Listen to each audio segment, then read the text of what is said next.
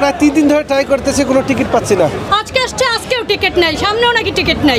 শাকিব খানের এই ছবি না দেখতে পারবো, রাস্তা আন্দোলন নিয়ে নামবো। আজকে এসে দেখে আগামী আরো 3 দিনই টিকিট নেই। শাকিব খানের বরবাদ দেখতে না পারলে রাস্তায় আন্দোলনে নেমে যাবো বললেন শাকিব খানের পাগলি এক ভক্ত। ওই নারী ভক্ত বলেন, আমি শাকিব খানের অনেক বড় ফ্যান, আমি প্রিয় নায়কের ছবি মিস করি না। ওই নারী ভক্ত বলেন, আমি আমার ফুল ফ্যামিলি নিয়ে আসছি শাকিব খানের বরবাদ দেখার জন্য। এখন যদি টিকিট না পেয়ে সিনেমা না দেখে বাড়ি যেতে হয় তাহলে কিন্তু বরবাদের টিকিটের জন্য রাস্তায় আন্দোলনে নেমে যাবো। শাকিব খানের অনেক ফ্যান বরবাদের টিকিট না পেয়ে হতাশে সিনেমা না দেখে কষ্টে বাসায় ফিরে যেতে হয়েছে।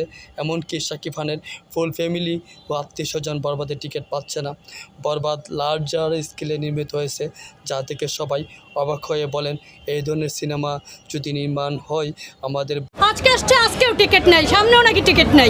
শাকিব খানের এই ছবি না দেখতে পারবো, রাস্তা আন্দোলন নিয়ে নামবো। আজকে এসে দেখে আগামী আরো 3 দিনই টিকিট নেই। বলিউডে তামিল সিনেমা লাগবে না। বরবাদ দেখে সবাই একটাই কথা বলতেছে, আমাদের একজন শাকিব খান আছে। শাকিব খানকে নিয়ে আমরা গর্ব করতে পারি, কারণ উনি অভিনয়ে দিন দিন নিজেকে ছাড়িয়ে যাচ্ছেন। ওনাকে বিট করার নায়ক আদৌ আসবে কি না সন্দেহ রয়েছে।